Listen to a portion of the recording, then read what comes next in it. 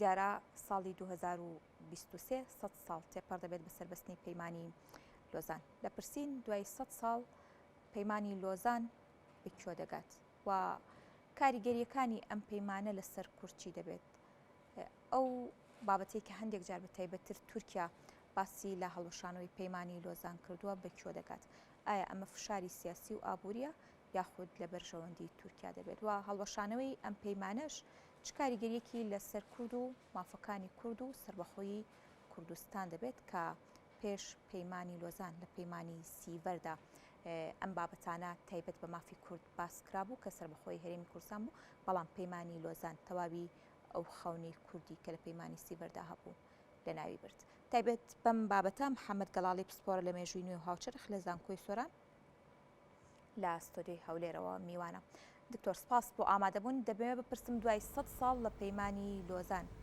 چاوەڕێی چی دەکرێت و پێشبینیە سیاسیەکان بۆ پەیمانی لۆزان دوای تێپەڕبوونی 100 ساڵ چی دەبێت؟ بەناوی خی گەورە و میهرەبان زۆر سپاس بۆ ئەم بانگێشتتان دەستان خۆشی بوو قسەکردن لەسەر بابەتی 100 ساڵ لۆزان یان ئێمە لەو ئەو داینا کە بەرەو 100 ساڵە ڕۆین تاو بکاتن 24 تەموزی 2023 100 ساڵ ڕێگە کاتن لە تێپەڕین بەسەر ڕێککەوتنامەی لۆزاندا. تاوان پەیماننامەی لۆزان کە لە تەموزی 1923دا مۆرکرا لەلایەن دەوڵەتانی هاوپەیمان و لەگەڵ دەوڵەتی تورکیا و بەریتانیا و فەڕەنسا و ئیتالیا و یۆناان و ژاپۆن و دەوڵەتانی دیکەی کە ناویەکێتی سۆڤێت داونەوە کاتە وەکو ئۆکرانیا بولغاریا و جۆرجیا و تا ئەرمینیاش ئەوانە بەشێک بوون لە پەیماننامەی لۆزان لەگەڵ دەوڵەتی تورکیا. ئەو کاتە بەحقەت دەوڵەتی تورکیا نەبوو، یعنی حکوومەتی ئەنقەران پێگۆ. حکوومەتی ئەنقەرا دوای ساڵ 1990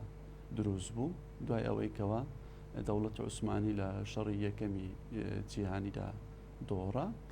کە ئیمپراتۆریەتی عوسمانی دۆڕا. ئەوانە کۆمەڵێک گروپ بوون، گروپی چەکداری بوون، هاتن حرەکەیەکیان دروست کرد بە ناوی حرەکەی نیشتیمانی تورکەکان لە ئەنقەرا حکوومەتێکیان دروست کرد. ئەو کاتە پەرلەمانیان دروست کرد وەکو لە کۆنگرەکانی سێواس و ئەرزەڕۆم، بە دوایدا حکوومەتیشان تەشکیل کرد. ئەنم زوتنەوەکە یەکەم جار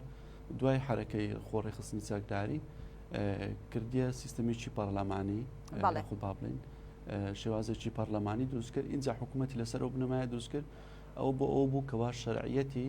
ئەو کاتێک گەلانی باڵێن پاشماوەی ئیمپراتۆریەتی عوسمانی کە ئەوان ئیدعایانە کرد بە تایبەتی لە ئەنادۆڵ و لە باکووری کوردستان و لە ناوچەکانی ڕۆژئاوای تورکیا و هەروەها لە ناوچەکانی دیکەش با بڵێن لە مەنتقەکانی باکووری سووریا. بەڵێ کاک محەممەد دەمەوێت ئەوە بپرسم بە تایبەتتر لە ئێستاە دوای تێپەڕبوونی 100 ساڵ بەسەر پەیمانی لۆزان ئەم پەیمانە بەکوێ دەگات لە کاتێکا لە بڕگە و بەندەکان واروەها لە پاشکۆکانیش بازەوە نەکراوە لە دوای 100 ساڵ ئەم پەیمانە هەڵبوەشێتەوە، بەڵام هەندێک جار و بە تایبەتتر لە ڕێگەی سەرۆک کۆماری تورکیاوە دوو جار باز لە هەڵوەشانەوەی ئەم پەیمانە کراوە. بەڵێ هیچ پەیماننامەیەک ینی کاتی دیاریکرااو نییە بە تایبەتی ئەو پەیماننامانەی کەوا بۆ هاشتین واتە سەرانسەرین. پەیماننامەی لۆزان یەکەم جار کە تورکەکان تەڕحیان کرد لە بۆ دەوڵەتانی هاوپەیمان ئەوە بوو کەوا لە ئیزمیر بێتن گفتوگۆیەکانیان و مستەفا کەمال سەرۆکایەتی نێردەی تورکەکان بکاتن بۆی کەوا زۆرترین دەستکەوتیاویتە. بەڵام دەوڵەتانی ئەو کاتەی بەریتانیا و فەڕەنسا و ئیتالیا ڕەتیان کردەوە کەوا لە ناو خاچی ئەو کاتی تورکیا بێتن ئیزمیر بێتن لۆ ئیزمیریان هەڵبژارد. ئەو کاتە لەبەرەوەی تورکەکان لەوێ گەورەترین سەرکەوتنیان ڕاگەیاندبوو بەسەر یۆنانیەکاندا و یۆنانیەکان لەلایەن دەوڵەتانی هاوپەیمانەوە بە تایبەتی ئینگلیزەکان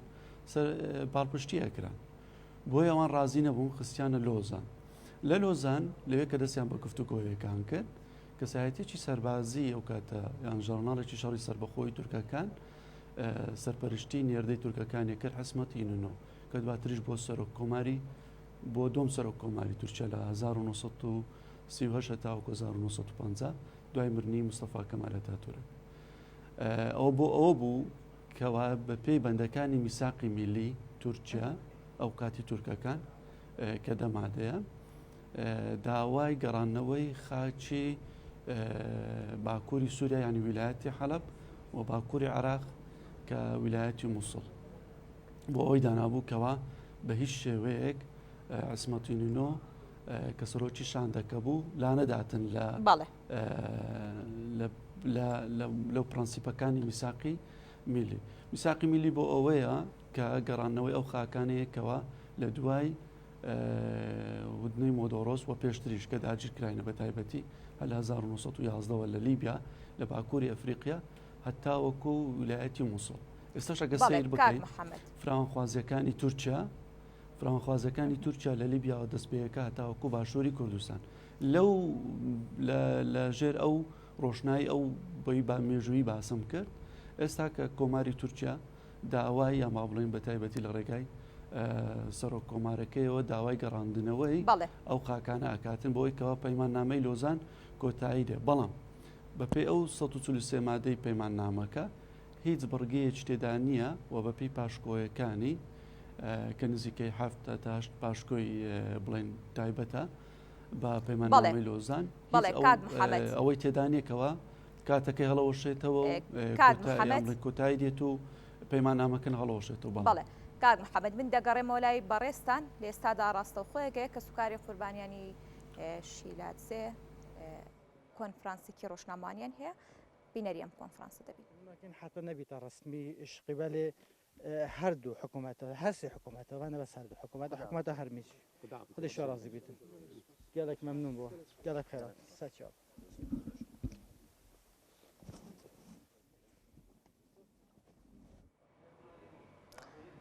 بەڵێ بەردەوام دەبین دەگەڕێنەوە لای میوانەکەمان. کاک محەممەد لێستادا گەر گوێبیستی دەنگی منی دەگەڕێمەوە لای تۆ دەمەوێت ئەوە بپرسم لە دوای 100 ساڵ لە پەیمانی لۆزان کورد بە کۆ دەگات؟ بڵێ ما ئەگەر لە سیڤەریشەوە دەست پێ بکەین تا ئێرە نزیکەی 105 ساڵ 106 ساڵ زیاترە کاتن ئێمە لەو بارودۆخێکەوە هێشتا بارودۆخی دوای شەڕی یەکەمی جیهانیمان تێ نەپەڕاندووە بۆ بەرەوەی ئەو دابشکردنی کوردستانی گەورە بەسەر 4 پارچەدا بە پێی پەیمانی سایکس بیکۆ و دواتر پەیمانی لۆزان کە دوایترینیانە کە ئێمە ئەو بارودۆخەمان تێ نەپەڕاندووە بەهۆی یەکەم نەبوونی قەوارەیەکی بەهێزی کوردی با بڵێن لە هەر 4 پارچەی کوردستان یان یەک نەگرتنەوەی ئەو 4 پارچەیە ئەو یەکە لە خاڵە نەرێنیەکە و هەروەها نەبوونی ڕابەرێکی نیشتیمانی بەهێز کەەوە هەموو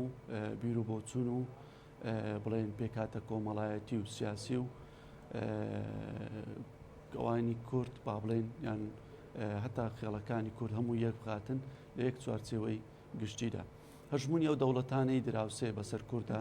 بە تایبەتی تورکیا ئێران هەروەها دەوڵەتانی دیکە کە ئێستا لە بارودۆخێکی تۆزێک لاوااستردان وەکو سووریا و عێراق ئەوانە بەردەوام لەسەر مەسەلەی کوردیان کێشەی کورد کاریگەری گەوریان هەیە یان هەژمونی گەوریان هەیە. پەیمانی لۆزان یعنی ئەو خەونەی کە کورد هەی بوو لە سیڤەر لە ناوی بەر بە تایبەتی لە مادەکانی 6 پەیماننامەی سیڤەردا کە تاستۆیەک یان با بڵێن قەوارەیەک بۆ کورد بڕیاری لێدرا بوو تایبەتی لە کوردستانی مەرکەزی باکووری کوردستان و دواتر پارچەکانی تر بە ئارەزوی خۆیان بچنەپاڵ ئەو کوردستانی مەرکەزیە کە ئەوەش سیڤەریش بڵێن کێماسێکی هەبوو چونکە ئەو دروستکردنی دەوڵەتی کوردستان لەسەر 120 خاچی کوردستانی گەورەدا بوو. لۆیە ینی با بڵێن ئەو دوا ڕۆژی کورد لەو کاتیەوە بە ناڕوونی با بڵێن بڕیاری لێدرا بە تەواوی نەخشەیەکی بۆ نەچێشرا چونکە لۆزان گەڕاندنەوەی هەژمون و وەگەڕانەوەی سیادە بوو بۆ تورکەکان و دروستکردنی دەوڵەتێکی نوێ بوو لە باکوور و لە ئەنادۆڵ و هەروەها لە ڕۆژئاوای تورکیا بۆ تورکەکان و هەروە گەڕانەوەی سیادیان بوو لە دەریاکان بۆ دەوڵەتی تورکیا و دواتر گەڕانەوەی سیادەش بوو لە بۆ سەرخاکەکان بە تایبەتی لە دوای ساڵی 1935. بەڵێ کاک محەممەد لەم بارودۆخەی ئێستادا لە دوای تێپەڕبوونی 100 ساڵ بەسەر پەیمانی لۆزان و بە تایبەتریش داخواستی تورکیا بۆ فراوانخوازی و گەڕانەوەی بۆ دەوڵەتی عوسمانیە خود ویلایەتی مووسڵ پێویستە سەرکردەکانی کورد چی بکەن لەم ڕۆوە؟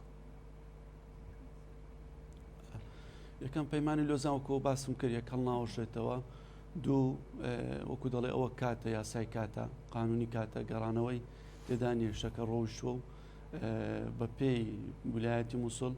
بە پێی بڕیاری کۆمەڵی گەلان و دادگایی کۆمەڵی گەلان لەلا هەیکاتی خۆی لە ساڵی 1925 و بە پێی ئەو ڕاپرسی کە کراوە خراوەتە سەردەوڵەتی عراقی نوێ ئەوە گەڕانەوەی تێدانیەوەتەوە قانونی کاتە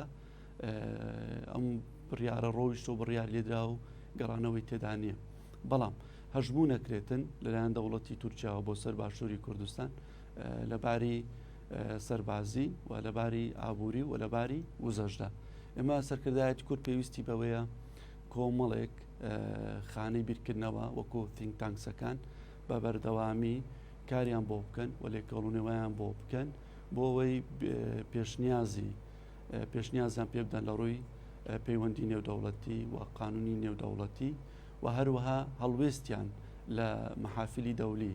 بەرامبەر بەو هەژمون و بۆ فراوانخوازانی دەوڵەتی تورکیا چەبیتن چونکە و بە تایبەتی لە خستنەوەی هێزەکانی کورد لە باشووری کوردستان لە دروستکردنی سوپایەکی نیشتیمانی بەهێز و هەروەها بنیاتنانی ژێرخانەکی ئابووری بەهێز و پەروەردەیەکی بەهێز و ئەمە دەتوانێتن بەرامبەر بە هەژمونەکانی دەوڵەتی تورکیا بوەستن بە تایبەتی لە دابینکردنی ئاسایشی سنوورەکە و لە دابینکردنی ئاسایشی خۆراک ئەوانە بەشێکن لە کەمکردنەوەی ئەو هەژمونە ئابووریەی کەوا تورکیا ئەوێتن بە ڕێگای ئابووریدا یا بە ڕێگای پەروەردەدا یا بە ڕێگای وزەدا دەست بەسەر ئەو خەونەی بەدی بهێنێتەوە کە گەڕانەوەی ویلایەتی مووسڵانە ئێمە دەڵێن دەست بەسەر